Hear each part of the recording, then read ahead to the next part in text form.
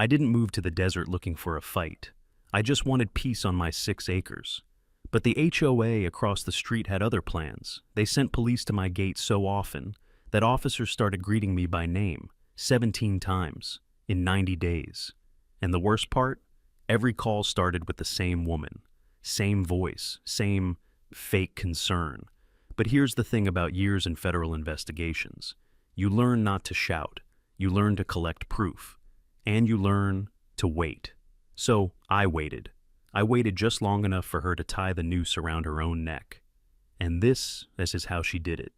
My name's Nick Sanders, 42 years old, former federal investigator specializing in property crimes, land fraud, contract manipulation, basically the kind of scams most people never even know they're victims of until it's too late.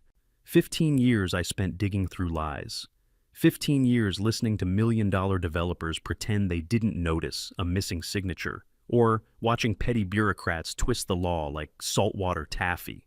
After a while, you start to wonder if the whole world's allergic to doing the right thing. I didn't retire because I couldn't handle the work. I retired because I couldn't handle the politics. So I cashed out early, grabbed my tools, my books, and the 2 people who make life worth the trouble, my wife Jess and our 12-year-old daughter Maddie, and we headed west. What we found was 6 acres of quiet desert earth just outside a little development called Desert Palms Estates. Now, when I say quiet, I mean the kind of quiet you only get when you're far from everything. The wind moves a certain way out there. You can hear a single quail hop across the gravel. At night, the stars spill so thick across the sky they almost look fake. The house itself was perfect for a man like me. Thick adobe walls, weathered terracotta roof, a big wraparound porch, and a detached garage big enough for me to turn into a full workshop. Restoring classic cars was my escape back then. Still is. And best of all, no HOA. Not my problem, not my jurisdiction, not my life. Desert Palms sat next door, but my parcel sat completely outside their authority. I checked the maps twice before signing the deed. I'd dealt with too many accidental annexations in my career to take anyone's word for it. For the first week, I felt like I'd finally outrun the nonsense of my old life. Jess unpacked her garden tools, Maddie got her dog a new tennis ball, and I spent my days wading through the desert silence, wondering how I'd gotten so lucky. But peace is a fragile thing. Sometimes it disappears so quietly, you don't even notice it slipping out the back door. On the 7th morning, just 7, I walked out to check the mailbox when I noticed something wedged under the gate. A thick envelope. No stamp, no handwritten address, just a cheap printed label. Notice of mandatory HOA integration. Desert Palms Estates. I remember laughing, out loud. The kind of laugh that comes from your belly because you truly, honestly believe the universe is joking with you. I opened it right there in the sun. And as I read, my smile faded, a little more with each sentence. It was written in that fake friendly legal language, the kind that says, "We're smiling while we stab you." The letter claimed that my property was contiguously relevant to Desert Palms and therefore fell under their expanding jurisdiction. It informed me that I had 10 days to sign a compliance agreement, pay a $4,000 initiation fee, and begin monthly dues. If I failed, administrative and legal action may be taken. I stood there holding that letter, watching the desert shimmer in the heat, thinking, they have absolutely no idea who they just picked a fight with. Jess came outside, coffee in hand. "You okay? You look like you swallowed a cactus." I held up the notice. She read it, blinked twice, then shook her head. "Nick, are they serious?" "Oh, they're serious," I said. "And they're also full of it. Because here's the thing. If there is one subject in this world I know better than anyone inside Desert Palms, it's property law." Their letter quoted bylaw sections that didn't apply to private parcels. They referenced parcel IDs, but mine wasn't listed anywhere in their governing documents. Contiguously relevant isn't even a real legal term. It's something you make up when you want to sound smart to people who don't know better. Too bad for them. I knew better. I knew exactly what they were trying to do. I spent the rest of the afternoon digging out my records. Grant deed, title insurance, county maps, zoning confirmations. I printed everything, highlighted everything, and drafted a response letter that could have doubled as a legal seminar. It ended like this. My property is not, has never been, and will never be subject to your governance. Any further attempts to claim jurisdiction will be considered harassment. I mailed copies to the HOA, the county land office, and the city planning department. Jess kissed me on the cheek and said, "There, done."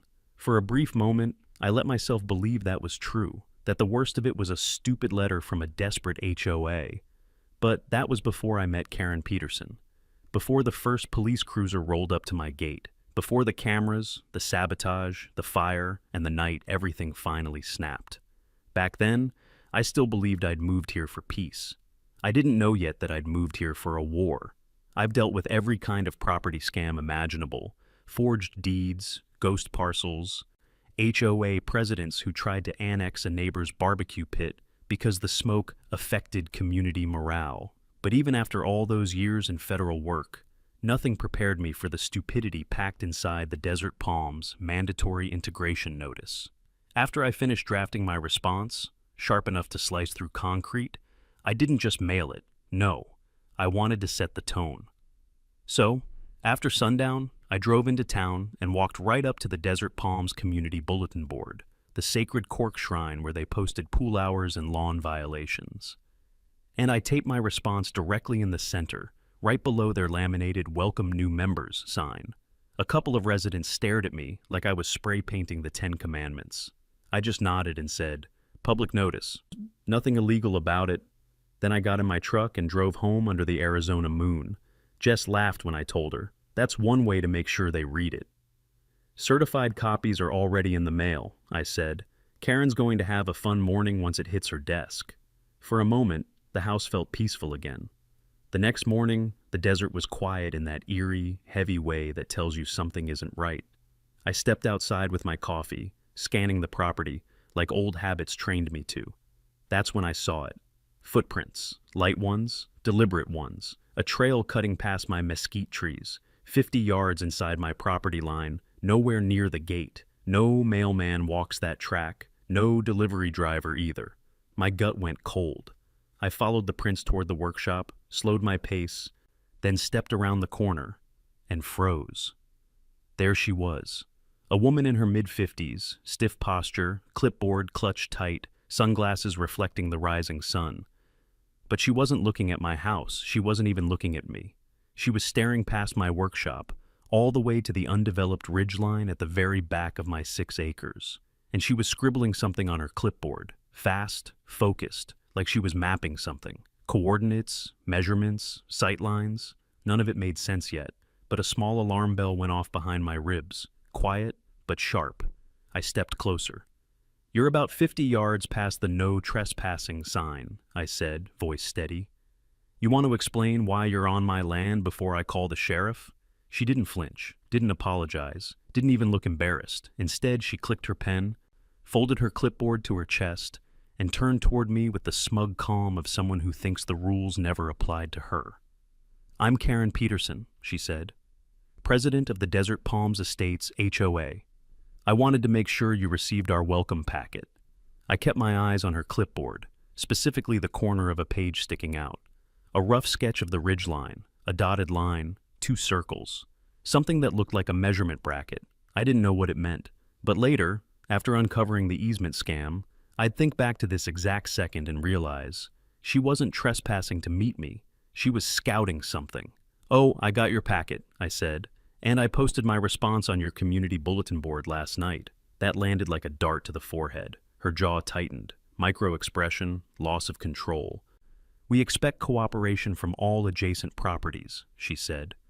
"This," I replied, waving my hand over the desert behind me, "isn't adjacent. It's private land. And you're trespassing." "That's a strong word," she said. "It's the legal one." She inhaled slowly, nostrils flaring. Then she dropped a line she clearly thought would intimidate me. "The last owners resisted too. They left within a month." "Well," I said, "I'm not them." Another micro-expression, a crack in the mask. Then she spun on her heel and walked back across my land like she owned it. I watched her until her shoes finally hit the asphalt beyond my gate. Inside, Jess was packing Maddie's lunch. "She finally showed up, didn't she?" Jess said.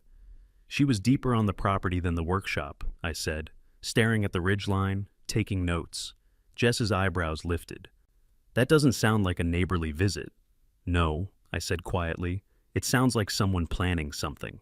Jess folded her arms, the way she does when she's thinking through a problem. You sent the response. You followed the law. If she crosses the line again, we document, we escalate, and we protect what's ours. I nodded, but the knot in my chest stayed tight. Because here's what I knew. What years in federal investigations had branded into me. People like Karen don't step back when they're wrong. They step harder. And I had the sinking feeling this wasn't even her first step. 2 quiet days passed after my brief standoff with Karen. 2 days where the desert felt peaceful again, almost like it was holding its breath. But on the morning of the 3rd day, the air changed. I was in the workshop, elbow deep under the hood of a '68 GTO when I heard it. Tires on gravel, multiple tires, slow, deliberate, authoritative. I stepped outside just as 2 police cruisers rolled up to my front gate, lights flashing, no sirens. The exact posture officers use when they're approaching a potential threat, but don't want to spook the neighborhood. Already, my jaw clenched. Here we go. 2 officers got out. One was tall, sharp-eyed, posture straight, the kind of young cop who actually pays attention. The other had a mustache that looked like it was losing a custody battle against puberty. The tall one raised a loudspeaker. "Sir, please step outside with your hands visible." I wiped my hands on a rag and muttered, "You've got to be kidding me." I walked toward the gate slowly, calmly. Years in federal enforcement teach you how to move in ways that say, "I'm not the problem, but I'm not scared of you either." "Officers," I said, "this is my property. How can I help you?" Puberty mustache cleared his throat. "Sir, are you the one occupying this residence?" "Occupying?" I repeated. "I own it." The tall one checked his tablet. "We received a call from a resident in Desert Palms Estates, reported possible squatting, unauthorized entry into a private residence, and—" he hesitated. "Claims the real homeowner moved out months ago." I couldn't help a short, dry laugh. "Let me guess," I said. "Blonde hair, sunglasses at sunrise, stiff posture, voice like a broken smoke detector." Mustache tried not to smile. Tall one failed entirely. "That does match the caller," he admitted. "Her name's Karen Peterson," I said. "And she's trespassing on my patients." Mustache straightened. "Sir, if you could show ID and any ownership—" "Oh, I can show you a lot more than that," I said. "Follow me."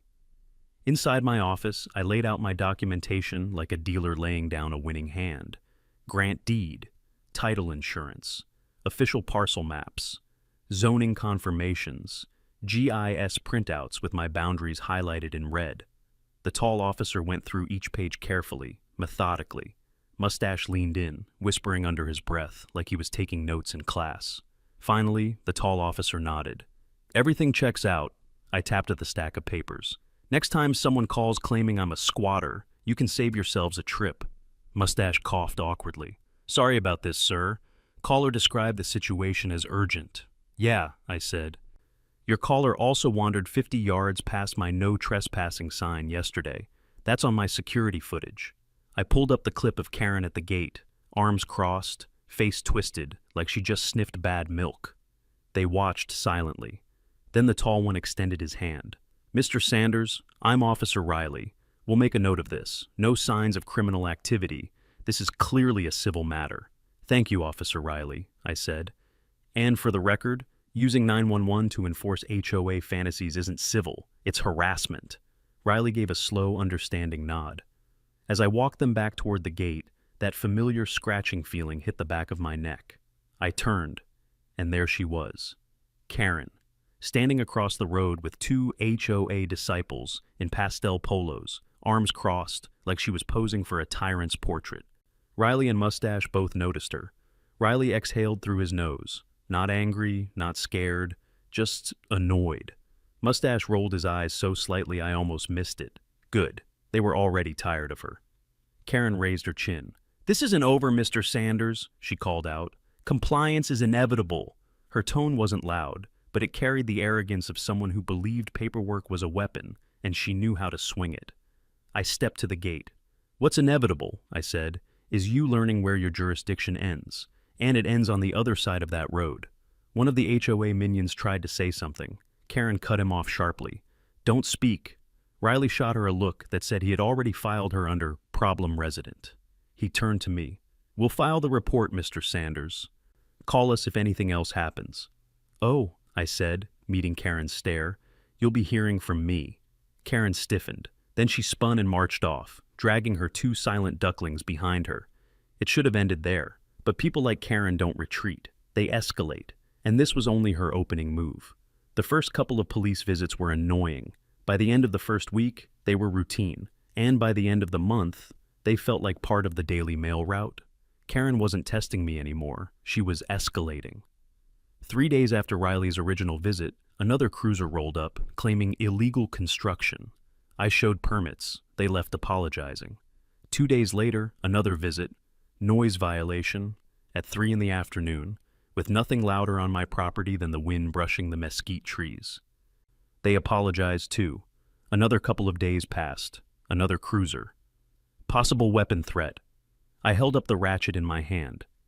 This is a wrench, officer. Its kill count is 0. One cop laughed. The other pretended not to. Behind them, Karen, standing across the road with her arms crossed and her lips curled like she'd won a small prize. She was getting bolder. When Riley returned a few days later, he didn't show up with suspicion. He showed up with exhaustion. He walked to the gate and didn't even bother pretending this was official. Mr. Sanders, he said with a sigh, good morning, I guess. What am I accused of today? I asked. Destroying HOA morale? Suspicious adult male behind the workshop, he read off his tablet. Caller says he might be trespassing on your property. Jess stepped onto the porch, herbs in hand. That would be my husband, she said, the man who lives here. Riley's lip twitched. We did the walkthrough, clear, as always. After finishing his note-taking, he lowered his voice. Someone's abusing the emergency line, Mr. Sanders. I tilted my head toward Desert Palms. You mean the one staring holes into us right now? Riley turned. Karen stood there again. Sunglasses, clipboard, posture stiff as rebar. He didn't hide his irritation. Yeah, he said quietly. Her. Then the calls got ridiculous. Illegal trench. Suspicious burning smell. Unauthorized structures. Possible unlicensed animals. Not possible. We didn't have animals. One evening while I was welding, Riley pulled up again, stepping out before the cruiser had even fully stopped. Mr. Sanders, he called, you threatening a cactus today? Maybe harboring a rogue tumbleweed? I barked a laugh I didn't know I needed. It was only a matter of time, I said. He shook his head. No one else wanted the call. Dispatch asked if I could handle it. That's never good. He leaned in. These false reports, they're not random. Someone's trying hard to create a narrative. That word again.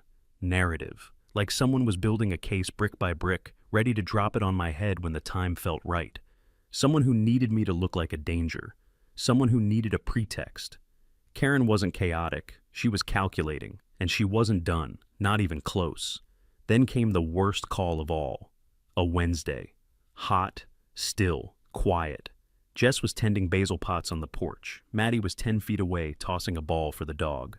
I was checking irrigation. I heard the cruiser before I saw it. Fast. Too fast. Kicking gravel like it was arriving to a domestic violence call. Riley stepped out with a different expression this time. Concern. Mr. Sanders, he said carefully. We got a report of a possible child endangerment situation. My whole body went still. What exactly did the caller say? I asked, voice flat. Riley swallowed. Claimed your daughter was unsupervised. Around dangerous chemicals. Chemicals? I looked down at the irrigation hose in my hand. Jess went stiff, jaw locked. What chemicals? She demanded. Point to them. Riley lifted his hands gently. We have to check. It's procedure. I gave Maddie a reassuring nod, though my chest felt tight. We walked over. There were no chemicals, no danger, just a mother and daughter in their own yard, living their own life. Riley's shoulders tightened as he wrote the report. He wasn't just irritated now. He was angry. Mr. Sanders, he said, voice lower, this call wasn't just false. It was malicious. Jess wrapped an arm protectively around Maddie. Who called it in? She asked. Riley didn't answer. He didn't need to. His eyes drifted, slowly, deliberately, toward the HOA entrance. And there she was. Karen. standing across the road like she'd been waiting for her cue. Not smiling, not jeering, just observing. Cold, clinical, calculating how her lie landed. Jess whispered, barely containing herself. She used our daughter, Nick. She dragged our child into this. She didn't just cross a line, she incinerated it. I didn't trust myself to speak. Riley stepped closer. You need to document everything, he said softly. Every call, every interaction, every shadow she casts on your land. I have cameras everywhere, I said. Every angle, every minute.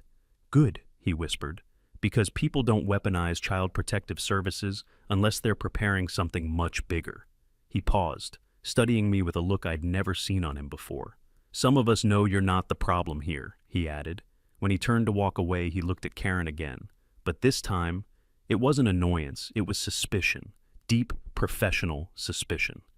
That night, after Maddie fell asleep, I stood in her doorway and watched her breathing softly in the glow of her nightlight.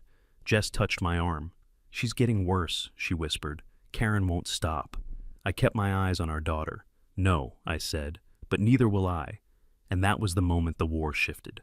It wasn't about fences or paperwork anymore. It was about protecting my family from a woman who wanted to break us, because my refusal threatened something she wasn't ready to reveal yet. The narrative she was crafting, I wasn't going to let her finish it. I was going to take the pen out of her hand and turn it against her. I sat at the dining table long after the last patrol car had driven off. Jess and Maddie were inside watching some nature documentary, but my mind was chewing on something else entirely. People don't escalate like Karen had unless something is forcing their hand. Noise complaint? Sure. Fake building violations? Annoying but common. But child endangerment? That wasn't irritation. That was desperation. And desperate people leave footprints. I pulled the HOA welcome packet from the drawer, a stack of glossy nonsense I hadn't bothered reading, and began flipping through it slowly, page by page, letting my instincts go to work. Most of it was exactly what I expected. Holiday decoration rules, lawn height limits, garbage bin placement policies, bureaucratic junk meant to keep bored retirees occupied. But buried near the back was a small map, a decorative thing at first glance. Pastel colors, labeled walking paths, future community upgrades. Except one detail didn't make sense. A dotted line, a proposed future access path, ran right up to the back of my property, not in front, not near the driveway. The back, the ridgeline, the same place I'd seen Karen staring at on day 2. That wasn't a coincidence. I scanned the map again. There was a tiny QR code printed in the corner, something most people would ignore, but I wasn't most people. I grabbed my phone and scanned it. The link opened a public-facing HOA project page, mostly empty, but in the website's code, buried in the metadata, was a file name, gpdevmou.pdf.mou, Memorandum of Understanding. I'd written dozens of them in my career. Someone had uploaded something, then tried to hide it by removing the link, but they forgot the file name was still in the source code.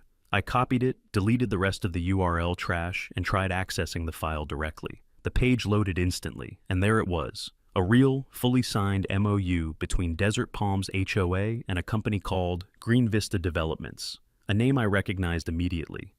They built boutique golf courses across Arizona and New Mexico, usually tacked onto upscale retirement communities for marketing purposes.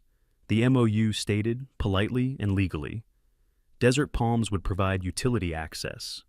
Green Vista would provide funding. HOA would secure an uninterrupted access easement before construction completion deadline, June 30th.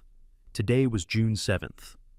Well, that explained the fire under Karen's chair. But there was more. At the very bottom of the document, there was a line. Initial deposit received. See attached confirmation. Except there was no attachment. I dug deeper. When someone removes a linked file but doesn't scrub the directory, it still sits on the server. You just have to guess the name. So, I guessed. Deposit puff, payment puff, transfer puff, nothing.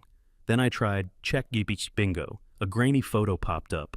A bank deposit slip for 42 thin. Recipient, Karen Peterson. Memo, easement guarantee. Not HOA, not the board, not the community. Karen.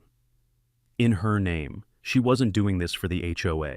She wasn't doing this for community compliance. She had taken a private deposit, a big one, and she had about 3 weeks left to deliver the easement she had promised, which meant delivering my land.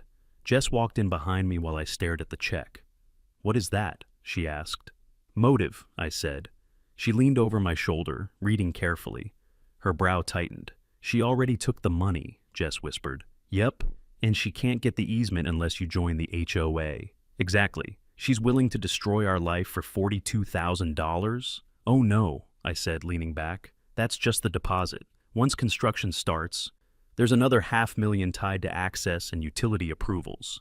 Jess let out a slow whistle. "So, she's trying to build a case that you're a danger, irresponsible, unfit, something that forces the county to step in." Right again. "And then she swoops in with a community oversight offer. Now you're thinking like she thinks." Jess shook her head. "It's fraud, blackmail, abuse of power." "It's also stupid," I said, "because now I know what she wants. And when you know what someone wants, you can trap them with it," Jess finished. I allowed myself the smallest smile. "Exactly." I opened a new folder on my laptop titled Karen, Intent, Motive, Pattern.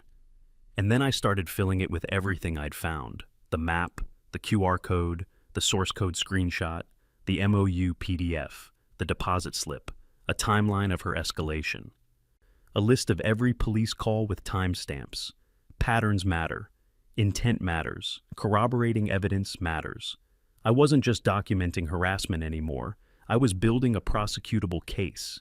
A case that would survive appeals. A case that a judge would tear apart like raw meat. Jess finally exhaled. "So, what's the next move?" I clicked the laptop shut.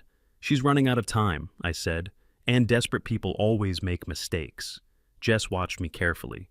"You're setting a trap." "I'm not setting anything," I said. "I'm just preparing a stage." "A stage for what?" "For her to walk right into," I replied. Because what Karen didn't know, what she wouldn't know until it was far too late, was that I had spent 15 years watching corrupt officials, shady contractors, and crooked HOAs dig their own graves. And I was very, very good at handing them shovels. The morning after I uncovered Karen's motive, I walked outside with my coffee expecting the usual quiet desert breeze. Instead, a white county pickup was parked at my gate. The inspector stepped out before I even spoke. Clipboard, polite, tired eyes. A man who had probably spent the last decade dealing with people who lied worse than they gardened. "Report of unpermitted electrical work in your workshop," he said. I sighed. "Anonymous complaint?" He didn't answer. He didn't need to. I opened the workshop and showed him everything. The breakers, the permits, the invoices. He checked each item, nodded, signed his sheet, and apologized with a look only paperwork veterans share. By noon, 2 more county trucks rolled in. Fire inspector, zoning compliance, noise control officer. 3 different departments. 5 different clipboards, the same phrase every time. "We received a complaint. 7 inspections in 6 hours. Jess leaned on the porch rail with her arms crossed, trying not to look angry. "She's escalating," she said. "Feels like she's trying to break us." "She is," I replied. "She's out of time." Jess nodded slowly. She'd seen the contract. She knew the deadline. Around 3, things shifted from annoying to absurd. 4 HOA board members marched up to my gate, Karen in the center like a second-rate general with a clipboard instead of a sword. "We're here for a community safety inspection," she declared. I rested both hands on the gate. "No." Her chin jerked upward. "You don't get to refuse. That's exactly what I get to do. You're obstructing. You're trespassing," I cut in. 54 feet inside my legal boundary. GIS map confirms it. "Want me to pull it up?" One board member whispered, "This area is..." I pointed at him. "Finish that sentence and you'll be explaining it to a sheriff's deputy under oath." He shut up. Karen's jaw tightened. "This isn't over, Mr. Sanders." "I know," I said. "June 30th is coming fast." Her eyes widened. Just a flash. Then she spun around and marched off with her pastel army scrambling behind. She'd lost the day. But the night was a different story. Right after sunset, the house was finally quiet. Jess made dinner. Maddie sketched in her notebook. The desert glowed gold under the last bit of light. Then my phone buzzed. Motion alert. East fence. I tapped the screen. Static. Camera 2. Static. Camera 3. Blackout. 3 cameras down in 10 seconds. That wasn't malfunction. That was deliberate. "Nick?" Jess called. "Everything okay?" "Stay inside." I stepped out, walking slow, keeping to the shadows behind the workshop.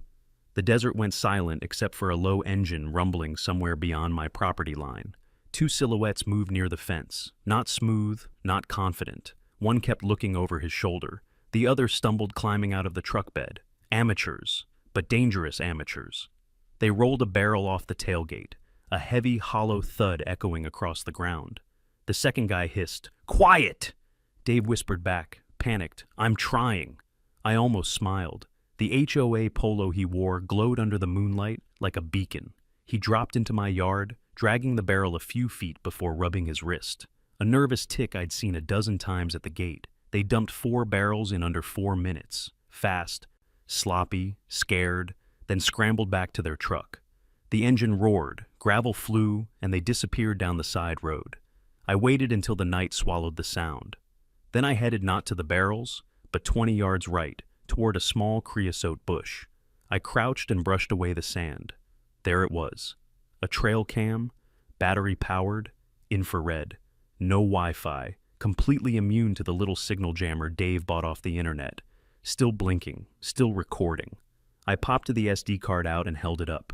"This," I whispered, "is the difference between a complaint and a conviction." Jess met me at the door, her face tight.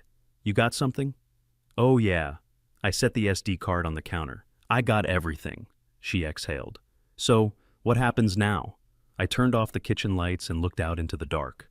"Now," I said softly, "now we stop playing defense." The barrels sat quietly in the moonlight behind us, but the real bomb was in my hand. A tiny SD card holding night vision footage of Dave committing a felony for a woman dangling on the edge of ruin. "Tomorrow," I whispered, "we start building the trap." And Karen Peterson was already halfway inside it.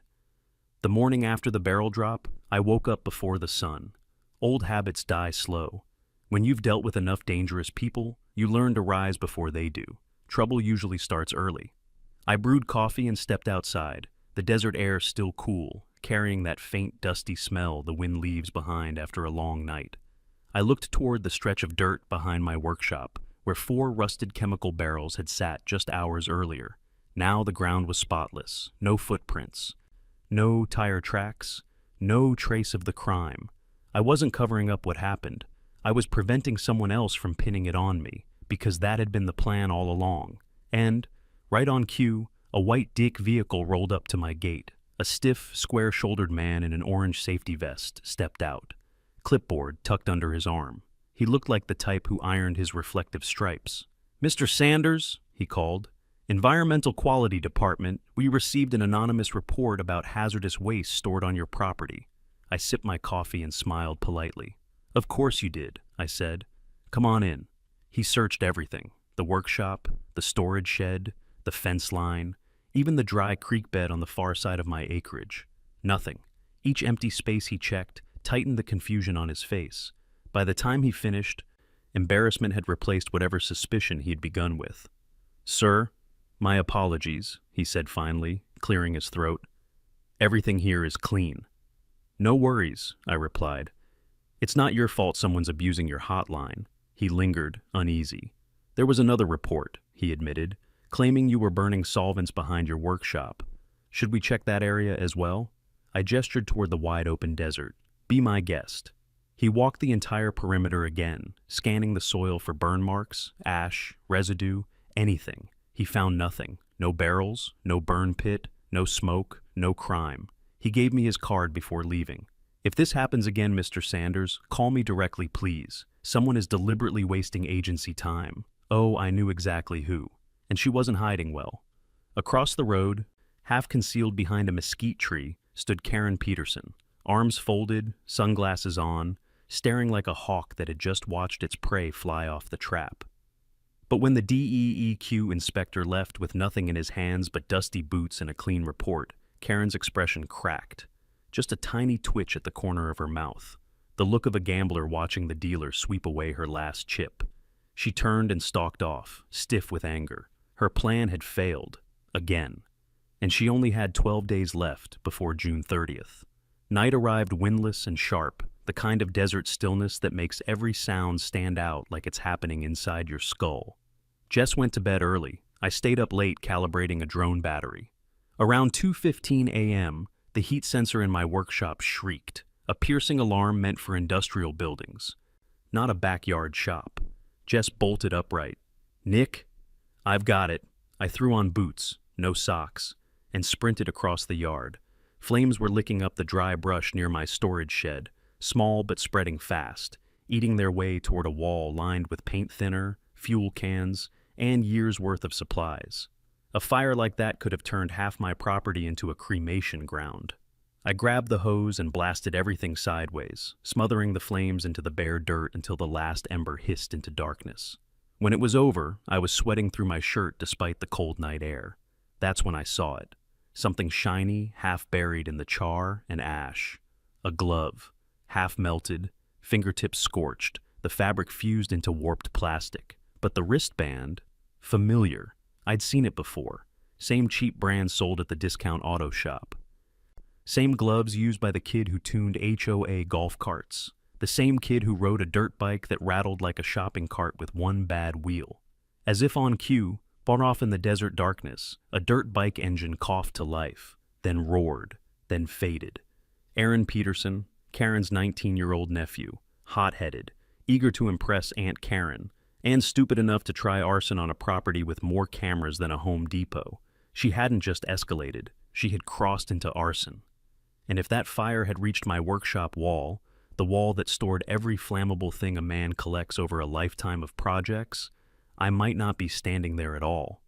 Before the adrenaline faded, I headed into the shop and pulled up the thermal camera feed from the hidden unit mounted behind a vent pipe, the one powered by its own battery pack, immune to signal jamming. 2:14 a.m. There he was, a skinny figure sprinting from the flash of fire, running with a slight limp, like he tripped when the flame kicked back. Jumping onto a dirt bike with no headlights. The thermal outline was perfect, narrow shoulders, distinct gait, matching Aaron's height down to the inch. Now I had the glove, I had the bike, and I had the video. Together, they weren't circumstantial. They were prosecutorial. I dropped the glove into an evidence bag and sealed it. The rush wore off, replaced by something quieter, colder, not fear, not anger, recognition.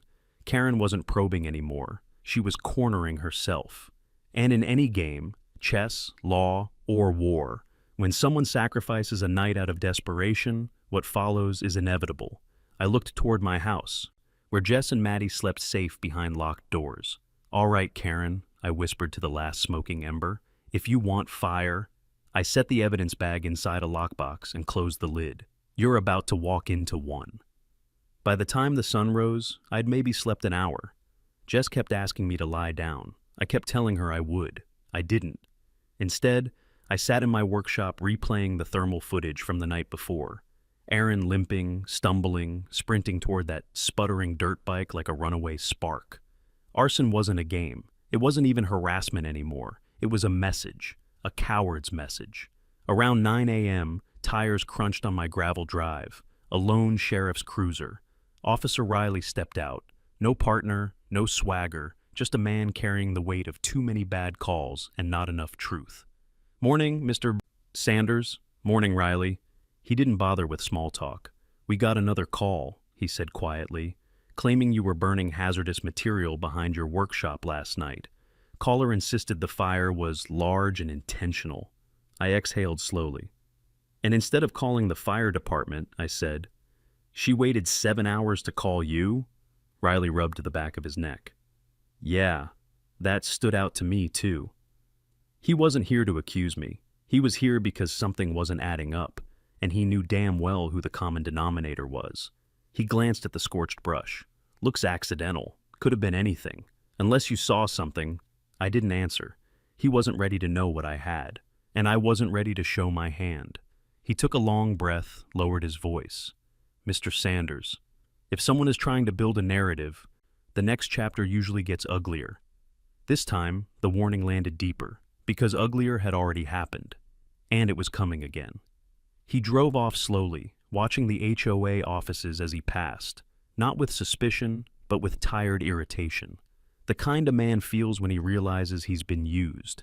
By noon, I thought the worst was over for the day. I was wrong. Jess's scream cut through the house like someone had plunged a knife through the drywall. "Nick! Nick! Get in here!" I ran to the kitchen. She sat at the table gripping her phone, face drained of color. "What happened?" I asked. She handed me the screen with shaking hands. An email from her employer.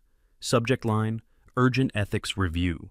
Attached, a PDF packet accusing her of falsifying billing records, manipulating client data, and potential embezzlement concerns.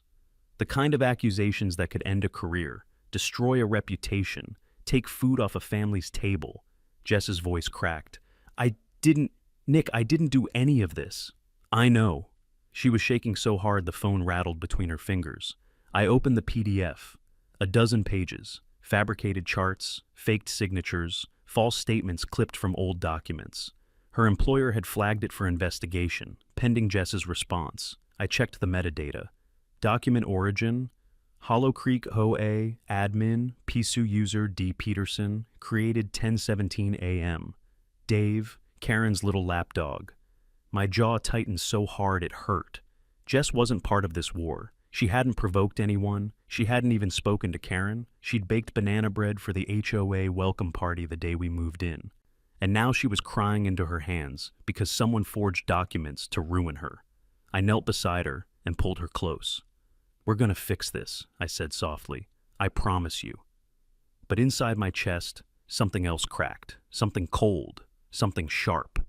Karen wasn't just coming after me anymore. She was coming after the people I loved. She'd tried to poison my land, burn my workshop, frame me for environmental crimes. And now she was going after Jess's livelihood. This wasn't harassment. This wasn't HOA nonsense. This was war, and war required strategy. Jess wiped her eyes. "I don't understand why they're doing this, Nick. Why would someone—" "Because desperate people do stupid things," I said, "and Karen is buried in desperation right now." I stood up, grabbed the phone, forwarded everything to myself. Then I pulled up the metadata screen again. There it was, plain as day. Karen wasn't just panicking. She was sloppy. And sloppy people make mistakes, big ones. I placed the evidence on my workbench, clicked on the shop lights, and took a long breath. Riley's words echoed back. Next chapter usually gets uglier. He wasn't wrong. Karen needed leverage. She needed something she could use to control the story. She needed evidence, or the illusion of it. She needed inside my workshop. She needed whatever she thought I was hiding. And she wasn't going to come herself. She'd send someone gullible, someone panicked, someone she thought wouldn't get caught, someone like Dave. I looked around the workshop, at the tool racks, the workbench, the corner where the thermal camera feed was stored. Then I smiled, a slow, cold smile. Jess whispered behind me, "Nick, what are you doing?" "Preparing." "For what?" "For the visit they're about to pay us." I turned off the lights, left the workshop door unlocked, and began setting the trap. I didn't need to wonder when they'd come. Desperation has a schedule, and Karen Peterson was running out of calendar. So I made the workshop look like the jackpot she dreamed of finding. Door cracked just an inch, lights off, except for a faint monitor glow. A stack of folders fanned out on my workbench, organized enough to look important, messy enough to tempt a thief. The top folder wore a label I printed in thick black letters. Evidence. K. Peterson Corruption. Originals. Inside that folder, a few innocuous decoy documents on top. Old maintenance logs, permit drafts, nothing of value. And at the bottom, buried under those harmless sheets, a single piece of paper with one message. "Smile, Dave. You're on candid camera." That note wasn't for Karen. It was for the fool she sent. I set the stage, positioned the trail cam behind the drill press, primed the thermal cam on the rafters, and walked 40 yards back into the dark, sitting beside a pile of lumber with a mug of cold coffee, and waited.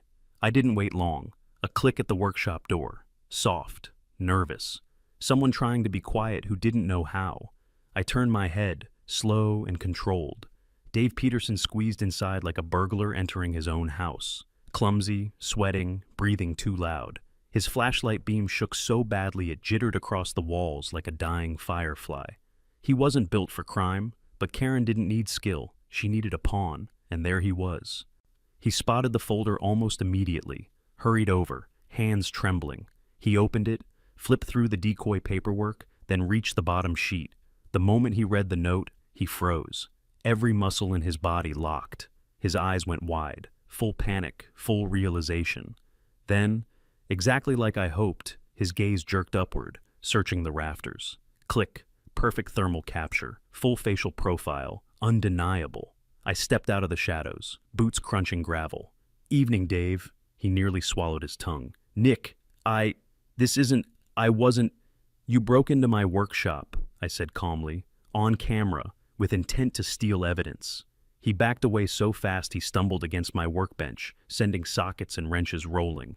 I wasn't going to steal anything. Karen she said what? His mouth opened and closed like he'd forgotten how talking worked. She said you took documents from the HOA, that she needed them back, that if I didn't help, she'd blame everything on me. There it is, I said softly. She told you were expendable. He flinched like the word itself hurt. I'm not. She said I was helping the community. No, I interrupted. You're helping her keep her scam alive, and you're the perfect fall guy because you're too scared to say no. He was sweating so hard his shirt stuck to him. I walked closer, stopping just in front of him. You want to know something, Dave?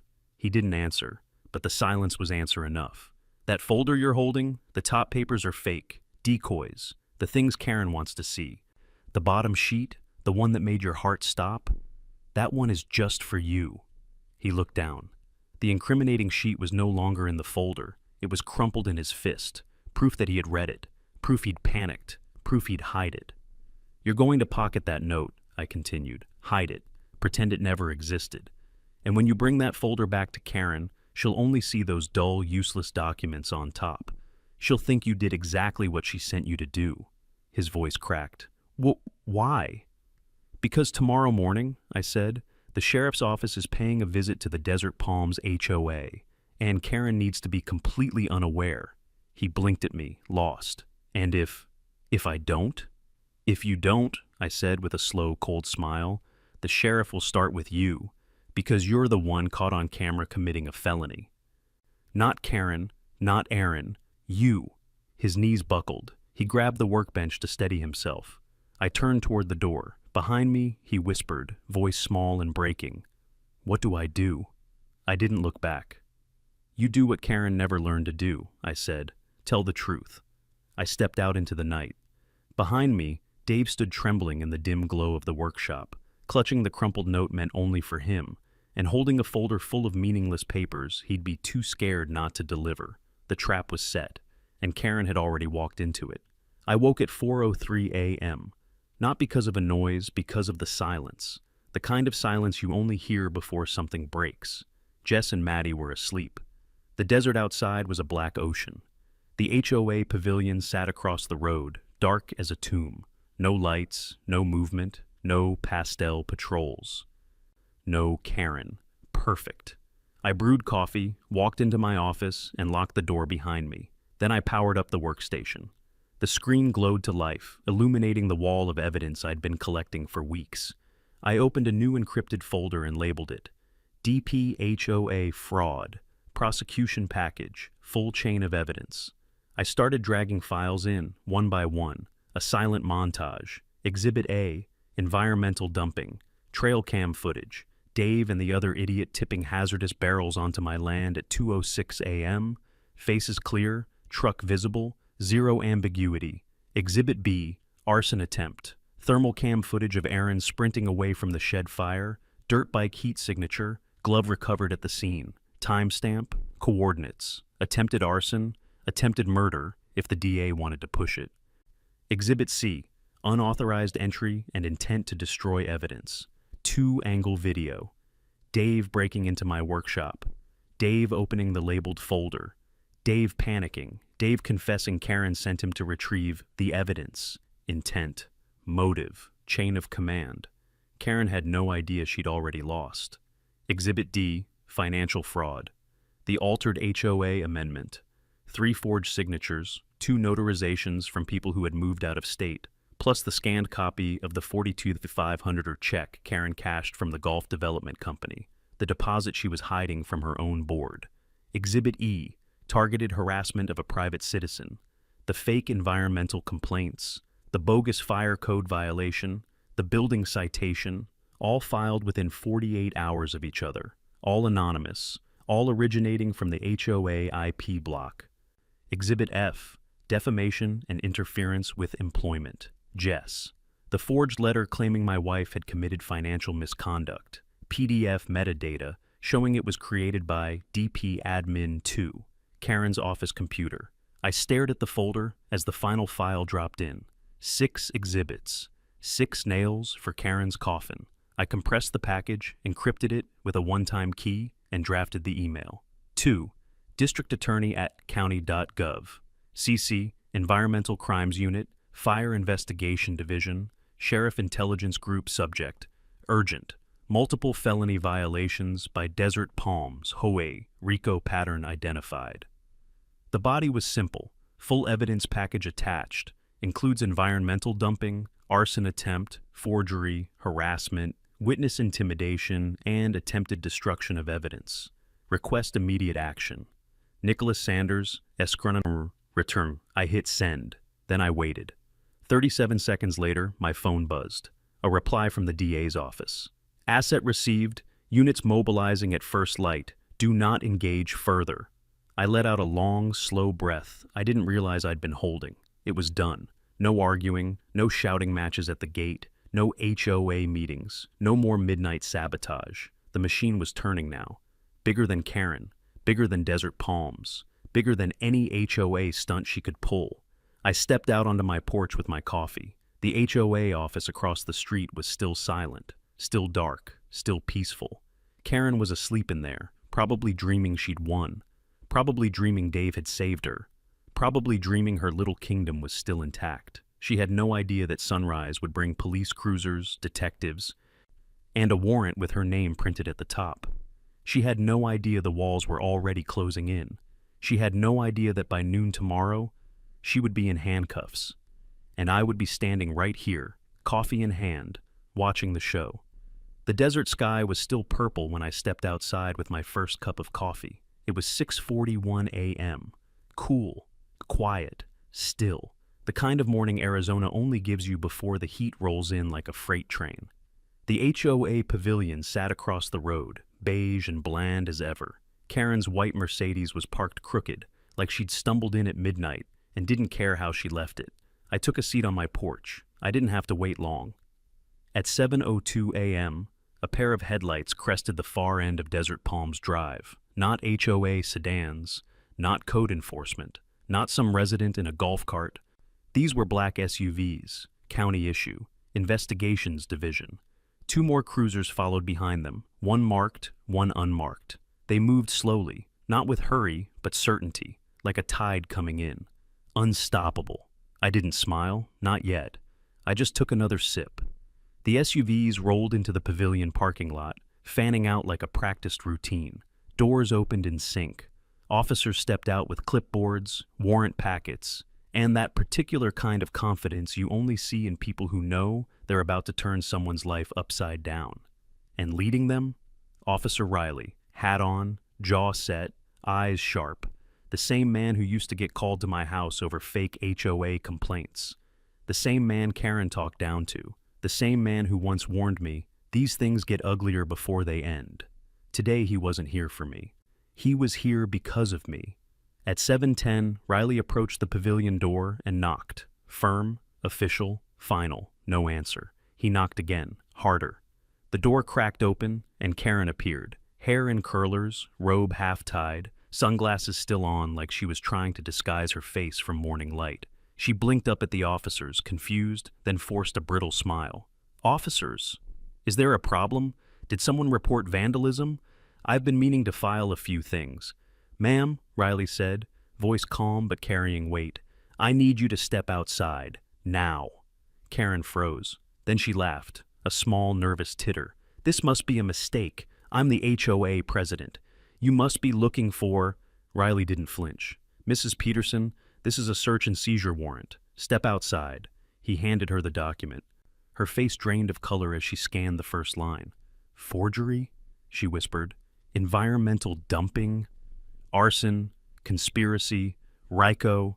She looked up at Riley with a flicker of the old arrogance. There must be some misunderstanding. Someone is trying to sabotage our community. I need to call... She reached for her phone. Riley gently but firmly caught her wrist. No calls. That device is now evidence. Karen's lips parted. Her glasses slid down her nose. For the first time since I'd met her, she looked small and scared.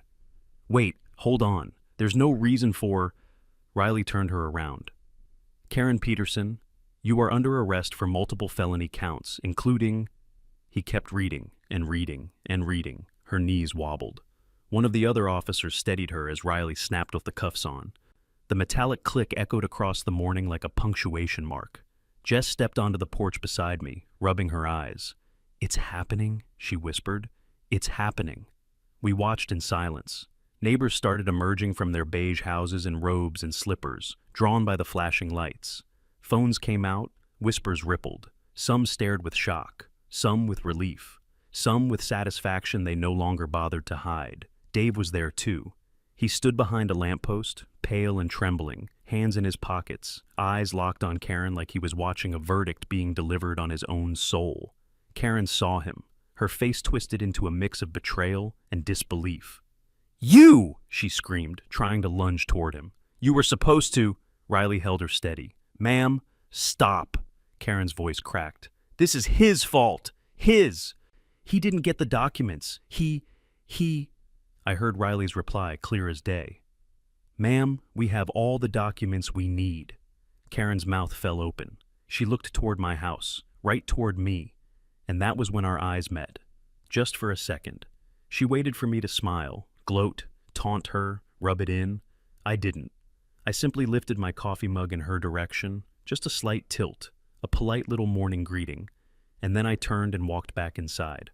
The most violent insult possible. Indifference. Behind me, she screamed my name, but I didn't look back.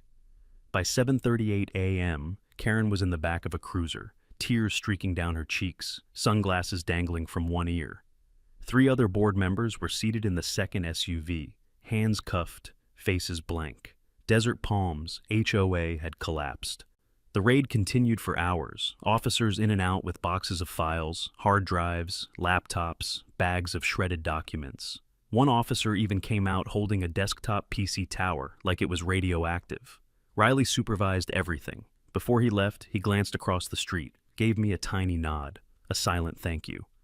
I nodded back. He got in his car and drove away. The street grew quiet again, but Desert Palms would never be the same. Tomorrow, the news would break. Next week, the indictments would stack. Next month, the trials would begin. And Karen Peterson, the queen of pastel tyranny, would be sitting in a cell, replaying the moment I lifted my coffee to her.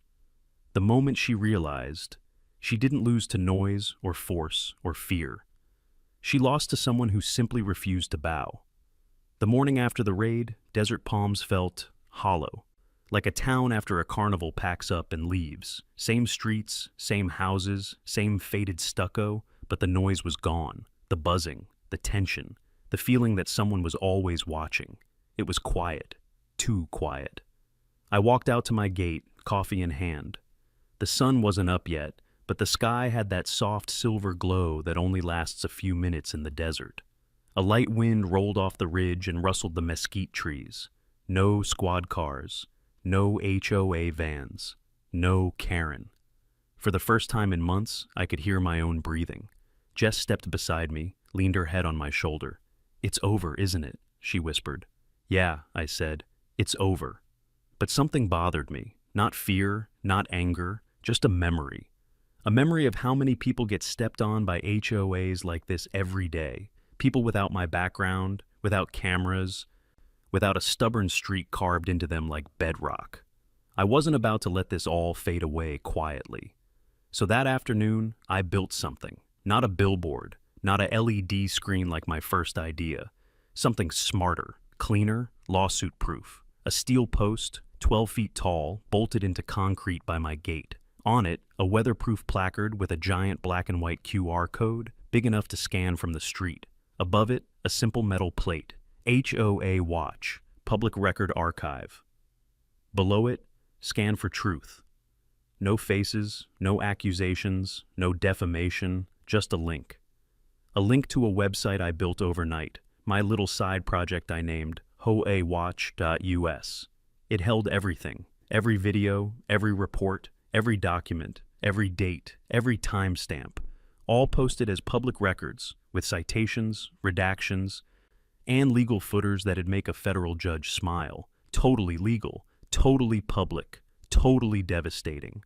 Around 5 p.m., the first couple from Desert Palms walked over. An older pair, late 60s maybe, married long enough that they finished each other's size. The husband stared at the QR code like it was a UFO. The wife scanned it. Her eyes widened. She turned to him. "Harold," she whispered, "you need to see this." By sunset, 7 more people had scanned it. By midnight, 32. By noon the next day, over 100. Some left notes at my gate. "Thank you for standing up." We didn't know how deep it went. "We were afraid to speak. Thank you for not being." One note simply read, "About damn time." A man from the interim HOA board came by, mid-30s, nervous, holding his hat like it might run away. "Mr. Sanders," he said, "we're trying to rebuild, cleaner, honest. We could use your guidance." I shook my head. "I'm not joining your board, son." He laughed nervously. "Didn't think so. But," I added, "if you ever want to know what not to do, that site's a good start." He nodded and left, relieved. Jess got her job offer reinstated, plus a written apology from the school board. They traced the forged accusation back to Karen's office printer. She framed the letter, not out of pride, out of closure. Maddie, meanwhile, took her science fair project, a scale model of our property with labeled camera placements, all the ways to regionals. Judges loved it. Our dog trotted around with her like a deputy on patrol. And me? Most evenings I sat on the porch, same spot as always, facing the road with a cold drink, watching the desert shift colors as the sun dipped behind the ridge. Sometimes neighbors walked by and waved. Sometimes folks from other towns came to scan the code. Sometimes I saw Dave in the distance, head down, humbled, quieter than he used to be. But Karen, she never walked by. Last I heard, she'd pled out. 14 years. Federal facility. No HOA meetings in there. Good. Some people shouldn't be given power. Some people can't handle it. And a few people should never have had a clipboard in the first place. One evening, Maddie asked me, "Dad, why'd you build that QR thing? Isn't it over?" I put my arm around her and watched the sun sink behind the hills. "It's over for us," I said, "but not for everyone. Sometimes the best way to fight bullies is to show people the playbook." She nodded like she understood more than a kid should have to. And as the porch lights came on, and the desert cooled, and the quiet settled in around us like a blanket, I felt something I hadn't felt since we moved here. Peace. Real peace. The kind you earn, the kind you defend, the kind you keep.